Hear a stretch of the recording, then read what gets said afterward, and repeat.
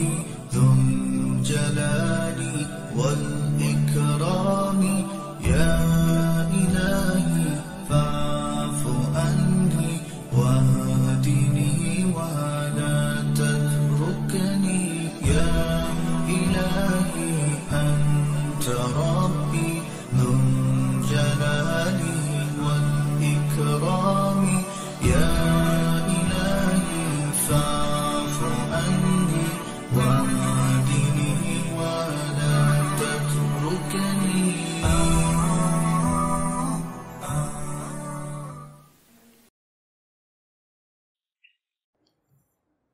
الحمد لله والصلاة والسلام على رسول الله وعلى آله وأصحابه ومن تبعهم بإحسان إلى يوم الدين.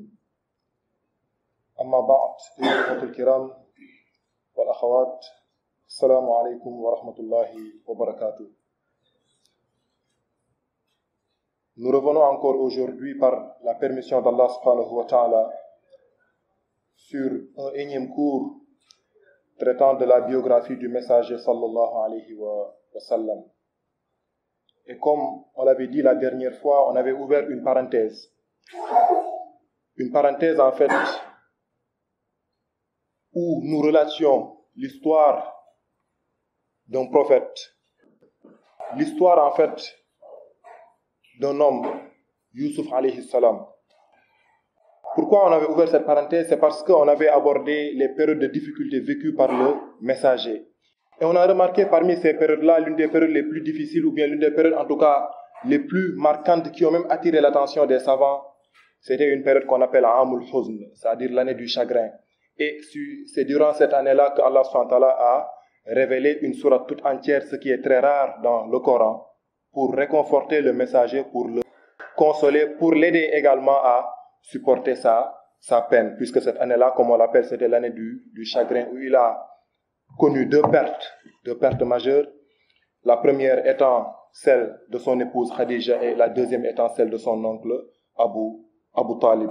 Et dans ce sens-là, on avait la dernière fois abordé le récit de Yusuf de manière sommaire et tiré ensuite les leçons. Et parmi ces leçons-là, il en restait quelques-unes que l'on va essayer de dérouler aujourd'hui. Et parmi ces leçons-là, on s'était arrêté la dernière fois à deux leçons très importantes. La première leçon, c'était dire que Al-Mashkouk fi amri yambaghi i'lanuhu la'allahu yatub aw yubayyin. C'est-à-dire celui en qui tu as un doute, celui en qui tu as c'est-à-dire tu as une arrière-pensée. Mieux vaut en fait lui dire, mieux vaut en lui faire part. Peut-être, si ce que tu penses sur lui s'avère vrai, il peut se repentir. Sinon aussi, il saura qu'en fait, tu penses autrement de lui. C'est pourquoi lorsque les fils de Yaqub sont venus dire à leur père ce qu'ils ont fait, Yaqub ne les a pas crus. Et il les a dit, Bal sawwarat lakum anfusukum amra. C'est sûr que vous essayez de me tromper. Sûrement, vous avez suivi vos instincts. Bal sawwarat lakum anfusukum amra. Mais quand même, fasabrun jamil. Mais quand même, je vais patienter d'une belle patience. Ça, c'était en fait l'avant-dernière leçon de la dernière fois. L'autre leçon qui était la dernière de la fois passée, et c'est aussi la leçon pivot de ce récit-là, c'est as-sabr, la patience. Il dit, wujubul mudawama ala sabr al-jamil, comme avait dit Yaqub, fasabrun jamil, je patiente, mais quelle patience? D'une belle patience. Une patience en fait sans en fait, comment dire, sans se morfondre. Une patience en fait sans se lamenter. Il est très rare parfois de voir quelqu'un patienter jusqu'au bout sans pour autant se lamenter. Très souvent nos patiences sont accompagnées de lamentation. Ce que Yaqub n'a pas fait, c'est pourquoi il dit fasabrun jamil. Je vais patienter mais d'une belle patience, différente plutôt de la patience des autres. L'autre leçon qu'on va commencer aujourd'hui, c'est Minnatullahi ala Yusuf an ja'alahu yatarabba fi bayti azzin wa karama. C'est la faveur, ou bien l'épreuve même, on dirait, que Allah SWT a fait subir à Yusuf en lui faisant grandir dans l'aristocratie. Fi bayti azzin wa karama. Et ça, c'est-à-dire, on pourrait penser que ce n'est pas une épreuve, comme on l'avait dit en traitant la biographie du messager sur les périodes difficiles, puisqu'Allah SWT peut nous éprouver parfois par le bien, alors que les épreuves du bien peuvent être en fait les épreuves les plus difficiles à surmonter, plutôt que les épreuves en fait malheureuses, comme on a l'habitude de le dire.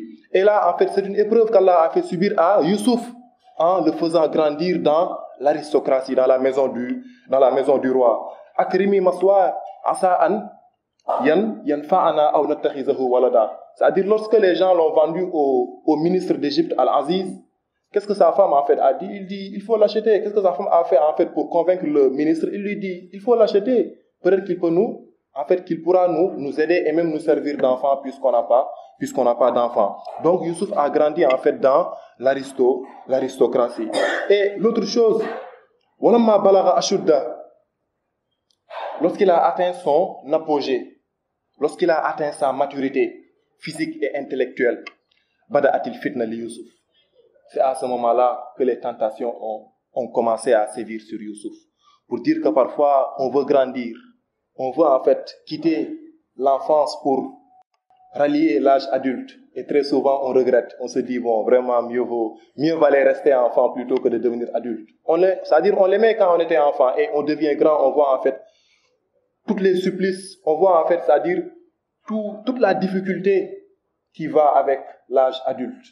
Et également toutes les responsabilités. Donc Youssouf, ça veut dire parfois ça peut nous arriver de viser des sommets, alors que ce sommet-là qu'on vise, si toutefois on y arrive, ce sera peut-être en fait l'ouverture, ce sera peut-être, c'est-à-dire le début des difficultés, le début en fait des supplices. Donc, falamma balagha ashudda, lorsque Youssouf a atteint sa maturité physique mais également intellectuelle, c'est à ce moment-là que les fitnes, les tentations ont commencé à sévir sur lui. Et qu'est-ce qui s'est passé?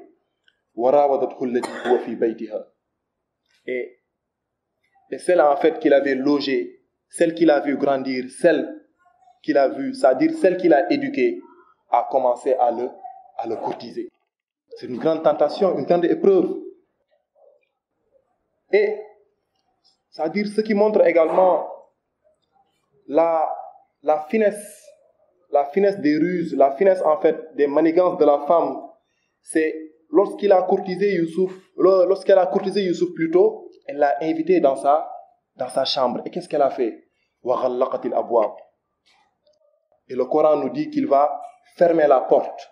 Et peut-être ici on dira fermer à double tour, puisqu'il utilise avec le shadda sur le lam pour insister sur la nature de la fermeture, pour dire que la femme a fermé sérieusement la porte.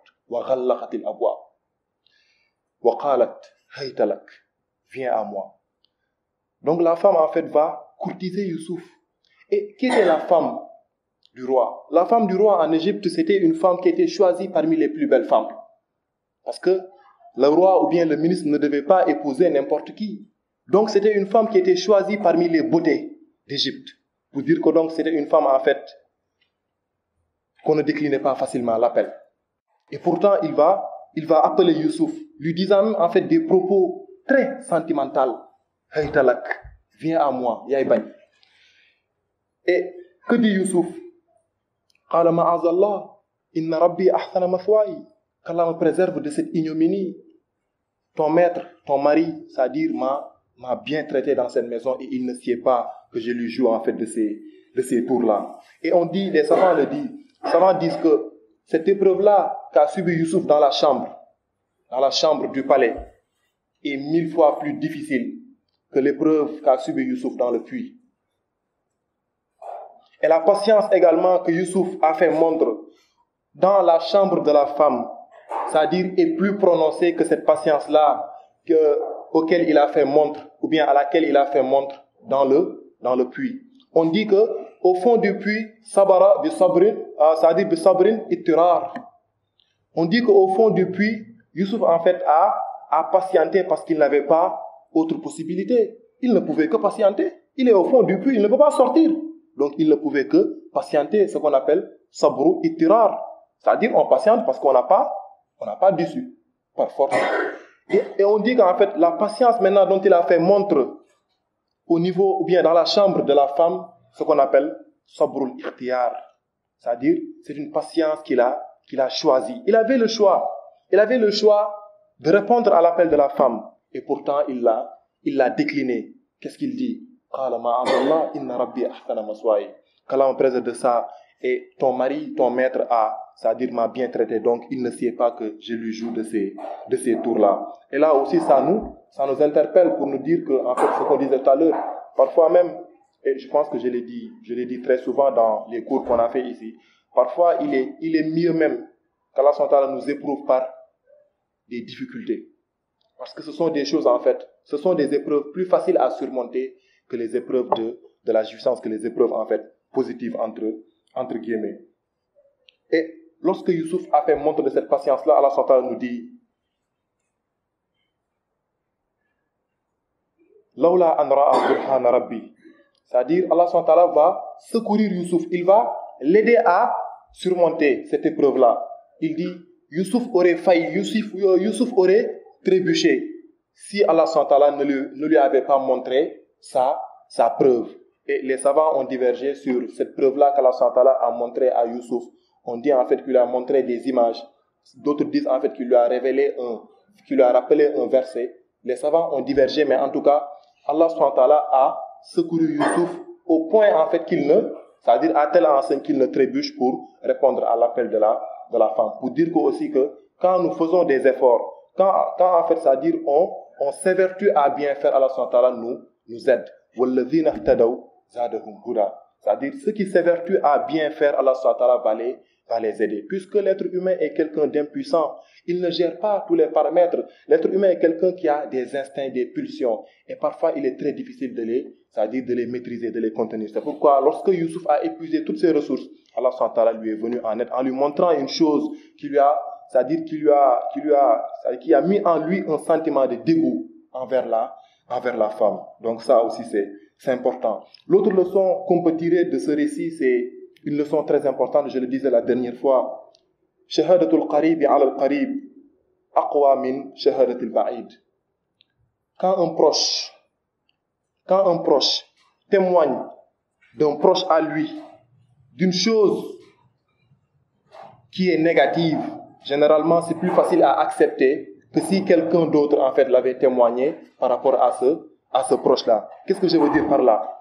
Vous voyez que quand Allah SWT en fait parlait du déroulement de la scène entre Youssouf et la femme, il dit wa shahida shahidun min ahliha. C'est-à-dire il va témoigner qui? Un témoin, c'était un vieux, on disait, c'était un vieux en fait du palais qui était un proche de la femme. Wa shahida shahidun, le témoin était de la famille de la femme. C'est lui qui va émettre le jugement. Il dit, si le vêtement de Youssouf est déchiré par devant, dites-vous que c'est Youssouf en fait qui voulait en venir à la femme. Donc, la femme a raison, la femme aura raison et Youssouf aura menti. Par contre, si le vêtement de Youssouf est déchiré par derrière, donc, il voulait s'échapper et la femme en fait l'aurait tiré. Et dans ce cas, c'est la femme qui aura menti et Youssouf aura raison. Et lorsqu'on va voir en fait le scénario, la scène, on va voir effectivement que le vêtement de Youssouf est déchiré par derrière. C'est donc qui a raison? C'est donc Youssouf qui a raison parce que la femme voulait en fait le tirer. Et qui a émis ce jugement-là? Shahid min ahliha. C'est un proche de la femme. Par exemple, si quelqu'un d'autre en fait qui était un parent, bon peut-être, ou bien un éloigné de la femme, s'il avait émis ce jugement-là, on aurait dit peut-être qu'il avait un parti pris.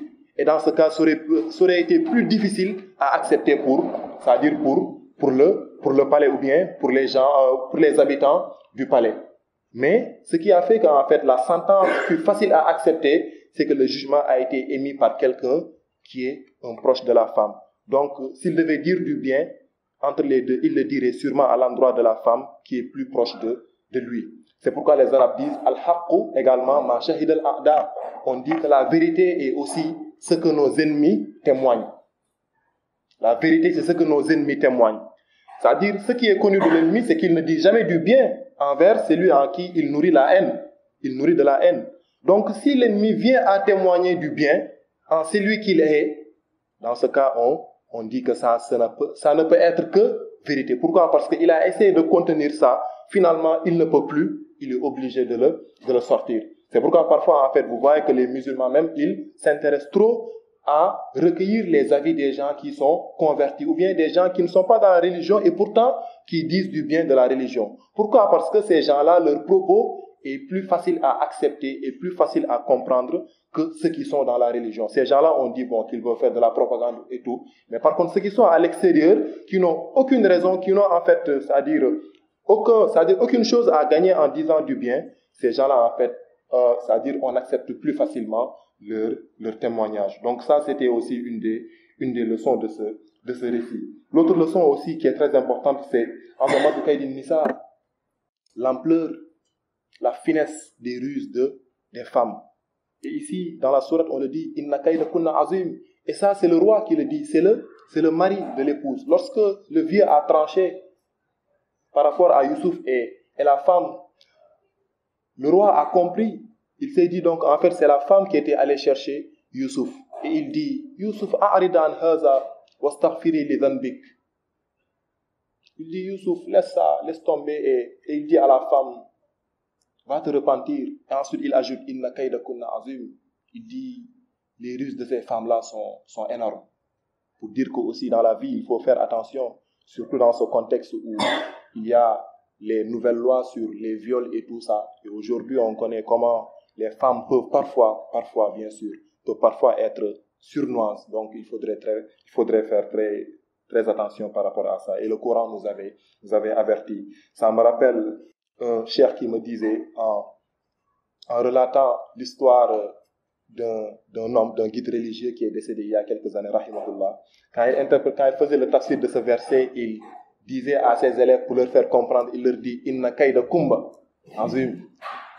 Pour dire que kumba c'était en fait la femme. Il dit, Inna kayda kumba azim. Donc faites attention à ce que kumba ne vous mette dans des choses dont vous ne pourrez pas sortir très facilement.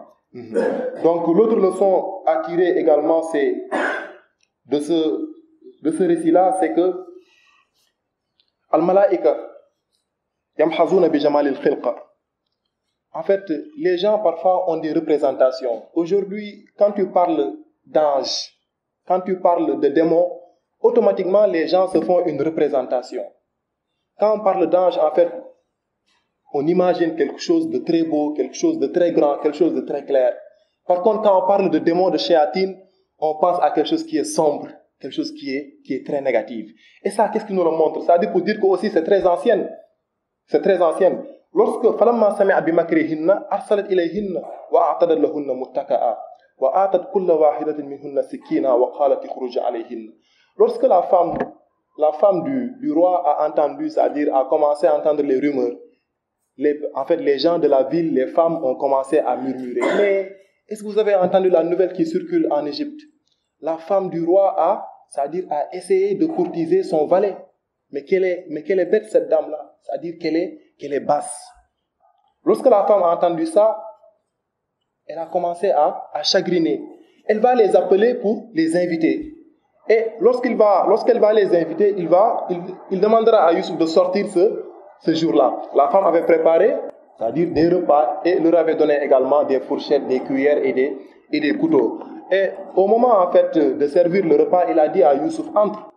Et lorsque Youssouf est rentré dans la cour au milieu des femmes, qu'est-ce qu'elles ont fait? وَقَالَتِ اخْرُجْ عَلَيْهِنَّ فَلَمَّا رَأَيْنَهُ أَكْبَرْنَهُ وَقَطَّعْنَ أَيْدِيَهُنَّ وَقُلْنَ حَاشَ لِلَّهِ مَا هَذَا بَشَرًا إِنْ هَذَا إِلَّا مَلَكٌ كَرِيمٌ. En fait, lorsque Youssouf est rentré, ils l'ont vu, ils ont commencé à s'exclamer, Allahu Akbar. Ma haza bashara, celui-là n'est pas un homme. C'est un ange. Tellement il était beau, tellement il était, c'est-à-dire quelqu'un d'adorable.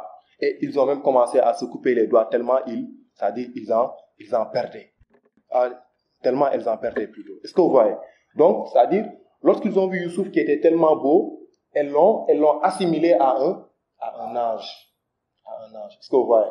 Donc c'est ça. Donc parfois en fait les gens se sont fait depuis des années, depuis la nuit des temps comme on le dit, une représentation sur les anges qui sont des êtres bien, comme Allah les a façonnés, également les démons qui sont des êtres maléfiques. C'est-à-dire on a une représentation négative de de ces êtres-là. Pour les anges, on a une représentation positive. L'autre leçon, ou bien l'autre chose également qu'on peut voir de ce récit, c'est un principe, ou bien une règle très importante que les fuqaha en fait disent très souvent, ce qu'on appelle irtikab akhafid dararayn. Le fait de choisir entre deux mots, c'est-à-dire mot pluriel de mal.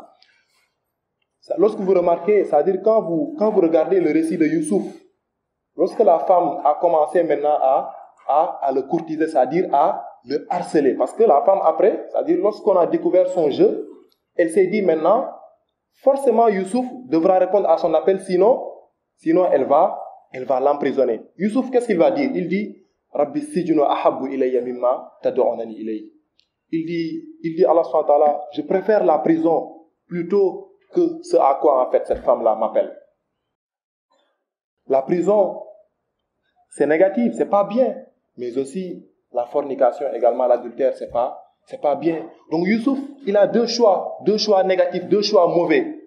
Qu'est-ce qu'il va choisir? Il va choisir en fait le moins pire, ou bien il va éviter le pire. Donc il choisit en fait le moins, c'est-à-dire le moindre mal. Il dit, Rabbi as-sijnu ahabbu ilayya mimma tad'unani ilayhi. Je préfère la prison plutôt que de répondre à l'appel de cette femme-là, et il va finir en prison. Donc ça aussi c'est une chose très importante, puisque généralement il est facile en réalité. Il est facile de faire le choix entre le bien et le mal. C'est facile. Mais le choix le plus difficile à faire, c'est de choisir entre deux biens. Entre deux biens, choisir le meilleur, et entre deux mots, choisir c'est-à-dire éviter le pire. C'est ça qui est difficile. Ce que disait Amr ibn al-As, il disait, il dit, celui qui est intelligent n'est pas celui qui sait distinguer le bien du mal. C'est facile. Chacun peut distinguer le bien du mal. Pourquoi? Parce que le bien et le mal ne seront jamais, c'est-à-dire ne seront jamais égaux. Donc c'est facile à distinguer. Mais ce qui est difficile, il dit, al-aqil man ya'rifu khayr al-khayrayn wa sharr al-sharrayn. Il dit, l'intelligent, le doué de raison, c'est celui qui sait distinguer entre deux biens, quel est le meilleur, et entre deux mots, quel est le pire.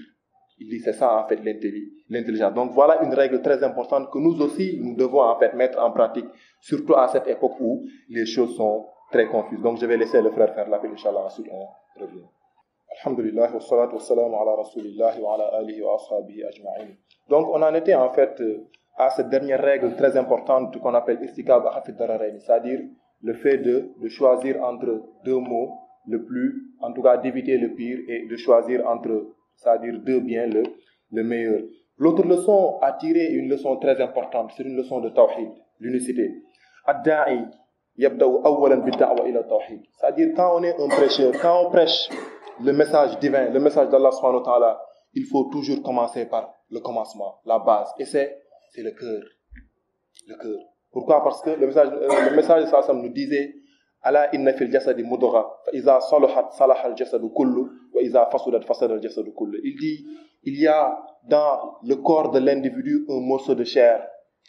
Il dit, s'il est bien, tout le corps est bien. C'est-à-dire, tout l'individu est bien. Par contre, s'il est corrompu, tout l'individu en fait est corrompu. Il dit, Allah wa al qalb, sachez que c'est le cœur. Et c'est le cœur en fait qui abrite la foi. Et cette foi-là en fait, c'est là où il faut commencer quand on prêche le message d'Allah subhanahu wa ta'ala. C'est pourquoi, lorsque Youssouf est rentré c'est-à-dire lorsque Youssouf fut emprisonné, il va rencontrer deux hommes c'est-à-dire on avait parlé de ça la dernière fois. Et ces gens-là en fait ont fait un rêve et ils ont demandé à Youssouf de leur interpréter leur rêve. Youssouf ne va pas directement commencer l'interprétation du rêve. Qu'est-ce qu'il dit? قال لا يأتينكما طعام ترزقانه إلا نبأتكما بتأويله قبل أن يأتيكما. Il dit, il ne viendra pas dans cette prison-là des aliments que l'on va préparer sans pour autant que je ne c'est-à-dire que je ne vous en informe avant que même ces plats ne viennent. Donc pour leur montrer en fait, pour leur rassurer, dire que il sait ce qu'il fait. Il a en fait une connaissance qui vient d'Allah subhanahu wa ta'ala. Donc il le rassure.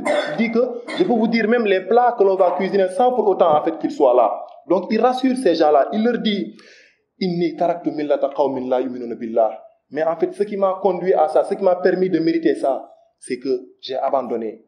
Inni taraktu millata qawmin la yu'minuna billah. J'ai abandonné la voie de gens qui ne croyaient pas à Allah subhanahu wa ta'ala. Il leur enseigne le tawhid.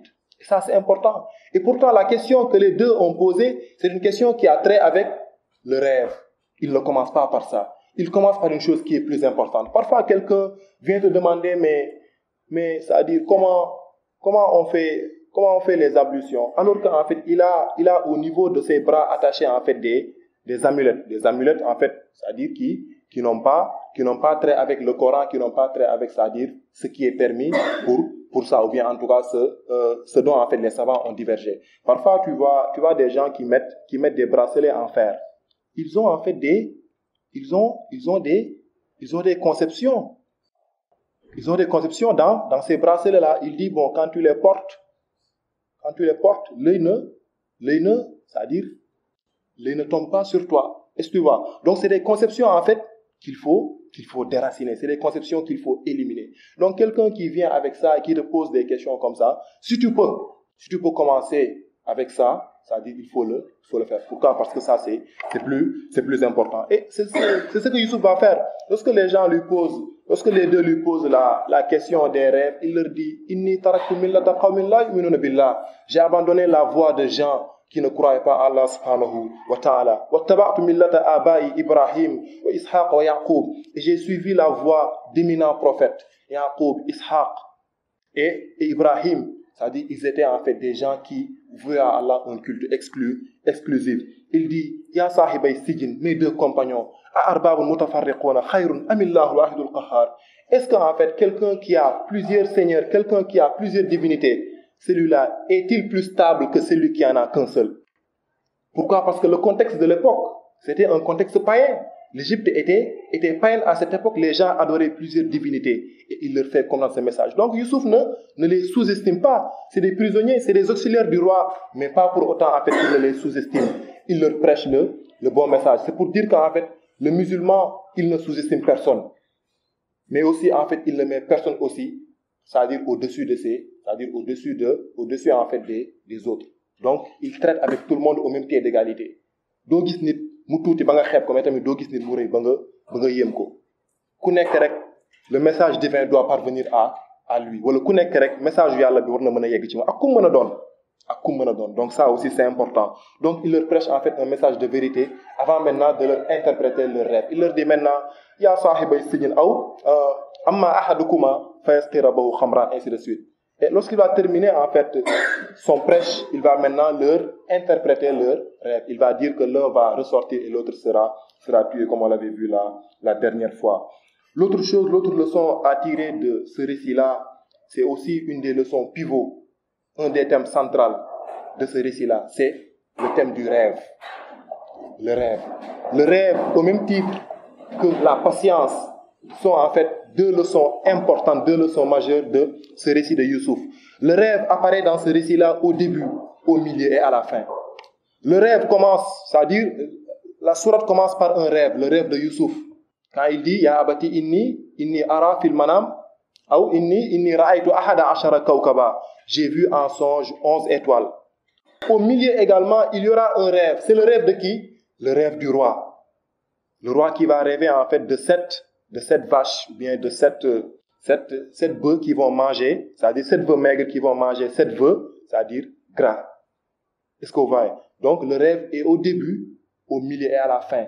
À la fin également, il dira, Ya abati, haza ta'wilu ru'yaya. Il dit, mon père, voilà donc l'interprétation du rêve qu'on avait fait au début. Donc pour dire que donc, le rêve également occupe un thème central dans ce récit. Et si Allah en fait le mentionne à ces 3 niveaux-là du récit, au début, au milieu et à la fin, c'est aussi pour dire que le rêve est quelque chose de très important. Et regardez ici ce que nous apprend Youssouf, contrairement à ce que font les gens aujourd'hui. Les gens aujourd'hui, ils ne maîtrisent pas beaucoup le rêve en réalité, parce que le rêve c'est une science. Allah SWT dit à Youssouf, وَيُعَلِّمُكَ مِنْ تَعْوِيلِ الْأَحَادِيثِ. Et regardez ici comment Allah SWT a formulé ça. Il dit, on t'a enseigné, pour dire que donc c'est une science. Mais, une infime partie même, min ta'wil al-ahadith. Donc, une infime partie, en fait, des connaissances, en fait, qui ont trait au rêve. Et aujourd'hui, c'est-à-dire ceux qui ne sont ni prophètes, ni compagnons, en fait, se permettent de pouvoir interpréter tous les rêves. Tous les rêves. Alors que Youssouf, c'est-à-dire, il s'est vu, en fait, dire que, même une partie juste des rêves. Est-ce que vous voyez? Donc, c'est une science, en fait, qu'il faudrait, c'est-à-dire qu'il faut apprendre. L'autre chose, c'est-à-dire, et ça, en fait, ce qui le montre, c'est que lorsque le roi a fait appel à Youssouf pour lui, c'est-à-dire pour lui dire son rêve, Youssouf l'a dit sans hésiter. Aujourd'hui, quand tu demandes à quelqu'un d'interpréter ton rêve, il commence d'abord par te donner la facture. Donc, l'addition.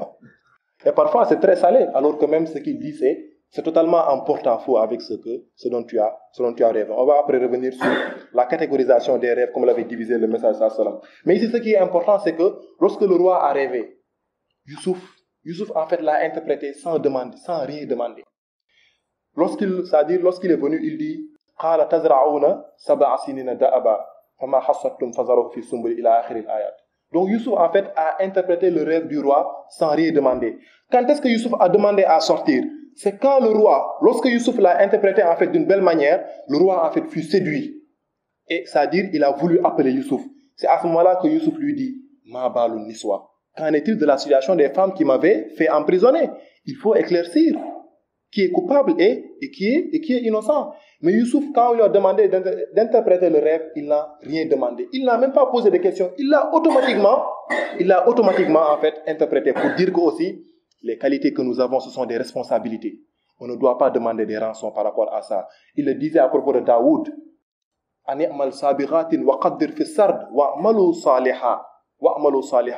Les compétences qu'Allah te donne, il faut l'exercer en fait. C'est-à-dire, il faut l'exercer gratuitement. Il faut l'exercer en fait sans demander de rançon. Puisqu'en fait, c'est la bonne compréhension des qualités qu'Allah nous donne. Youssouf aussi, il le fait, c'est-à-dire, il l'applique de manière sincèrement élégante.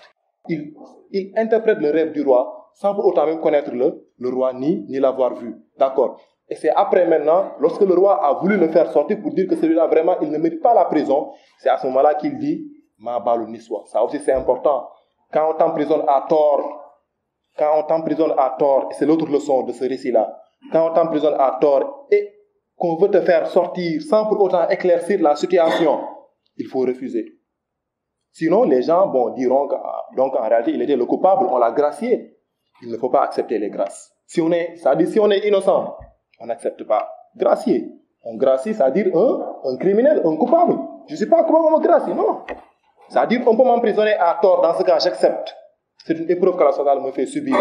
Mais à me gracier pour dire que on l'a pardonné, on pardonne à un coupable.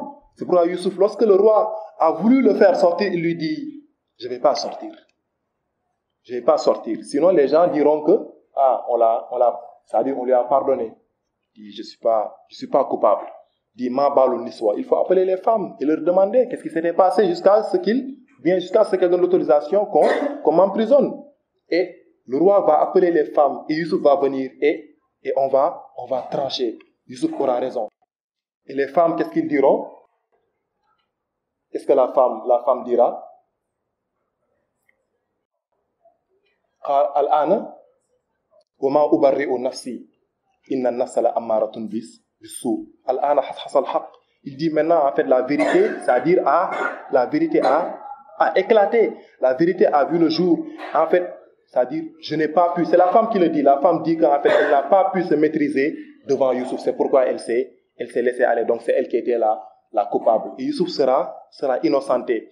Et le roi va lui proposer, il dit, toi, tu ne mérites pas même d'être à un bas niveau de la société. Il faut qu'on t'élève à un rang supérieur. Il dit, il faut vraiment que je te mette à mes côtés. Youssouf lui dit, Ija'alni ala khaza'in ard. Si tu veux me donner un poste, donc donne-moi en fait la trésorerie, l'économie et les finances. Pourquoi? Inni hafizun alim. Et c'est-à-dire sur ce verset-là, les savants déduisent que donc il est interdit de demander ce qu'on appelle al-wilayatul am, c'est-à-dire la présidence de la République, c'est-à-dire c'est-à-dire demander les responsabilités générales. On peut demander une partie pour exercer ses compétences. Parce que quand on demande une partie, c'est parce qu'on est compétent. On ne peut pas être compétent partout. Bon, qui est compétent pour être président? Personne. Le président ne fait que contrôler, en réalité, il ne fait rien. Dit, bon, moi je suis compétent pour être président. Ça n'a pas de compétence. C'est-à-dire, on n'est pas compétent pour... C'est-à-dire, il n'y a pas de compétence à la présidence. Le président, il ne fait que coordonner. Donc, en réalité, il ne travaille pas. Il n'est pas sur le terrain. Par contre, je peux être un financier, je peux être un économiste, je peux être un professeur.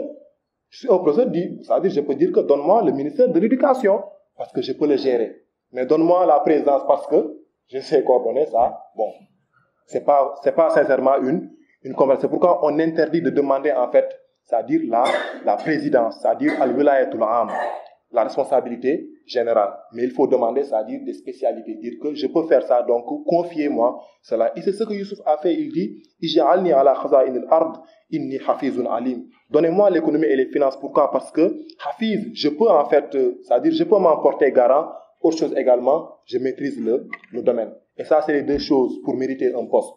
C'est être quelqu'un de sûr, avoir l'éthique. Et l'autre chose, c'est également être quelqu'un de compétent.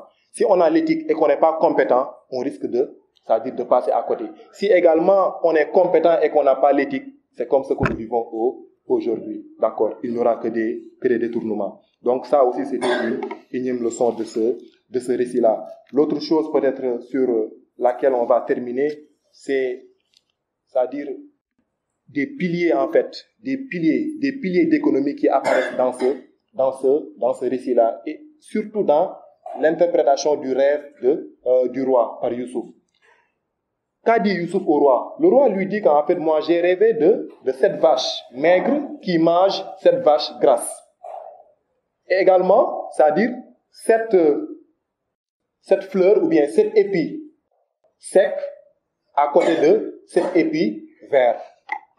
C'est ça le rêve du roi. Bon, Youssouf en fait aurait pu juste lui dire que, bon, ça en fait ça veut dire que vous allez vivre des années de disette et des années de richesse. Et se limiter là. Mais Youssouf, lui, c'est-à-dire lui interprète le rêve de fond en comble, de A à Z. Il explique même. C'est-à-dire, il donne ici un cours d'économie. Qu'est-ce qu'il dit? Il dit, تَزْرَعُونَ سَبْعَ سِنِينَ دَأَبًا فَمَا حَصَدتُّمْ فَذَرُوهُ فِي سُنبُلِهِ. Il dit, vous allez cultiver durant 7 années, سَبْعَ سِنِينَ دَأَبًا, 7 années consécutives. Il va pleuvoir et vous allez avoir de belles végétations. فَمَا حَصَدتُّمْ فَذَرُوهُ فِي سُنبُلِهِ. Tout ce que vous allez récolter durant ces 7 années-là, gardez-le. Illa qalilan mimma ta'kulun.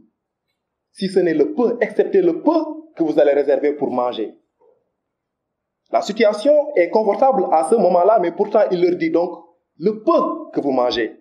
Donc gouverner, c'est prévoir, excepté le peu que vous mangez. Il dit ثم يأتي من بعده عام.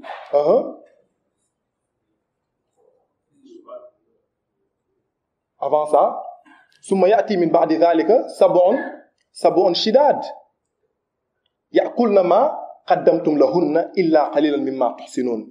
Il dit après ces 7 années-là, ils viendront 7 autres années de famine, de disette, où vous allez manger de ce que vous aviez gardé auparavant, et également, c'est-à-dire vous allez également laisser quelque chose pour les semences.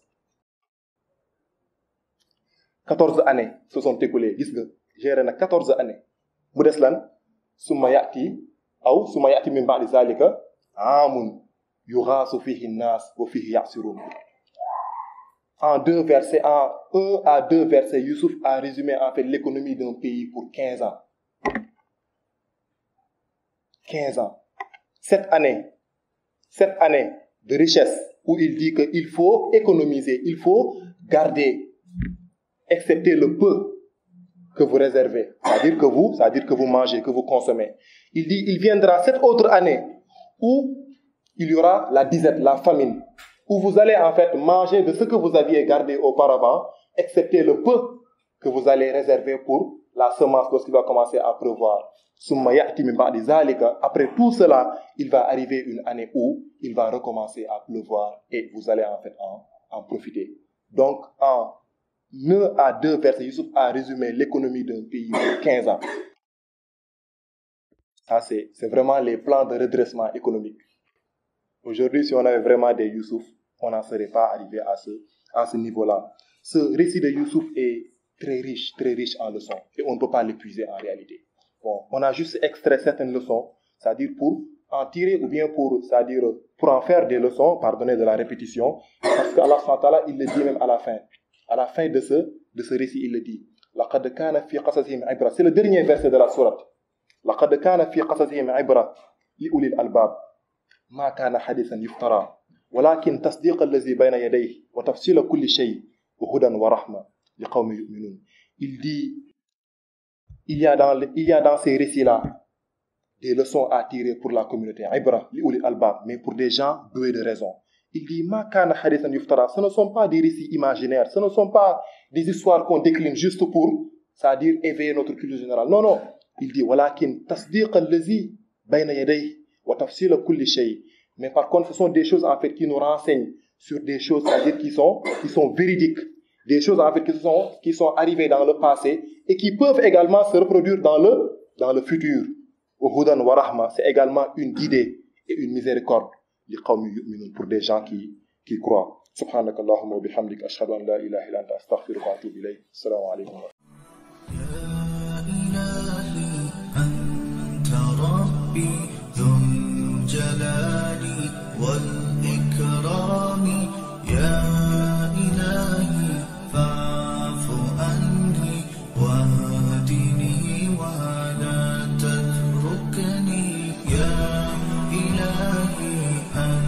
ترى